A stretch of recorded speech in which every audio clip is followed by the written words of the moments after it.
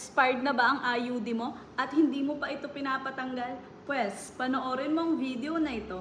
I am Midwife Joanna at your service. Ang expired na IUD ay maaaring magdulot ng panganib at maaaring magdulot din ng iba't ibang issue sa ating kalusugan, gaya ng impeksyon o pagbabago ng cycle ng ating regla. Kung expire na ang IUD mo ay maaaring mabuntis ka dahil hindi na ito safe, wala na itong kakayahan para pigilan ang pagbubuntis. Ectopic pregnancy o pagbubuntis sa labas ng matres. Mapanganib at seryosong kondisyong medikal ito na nangangailangan ng operasyon.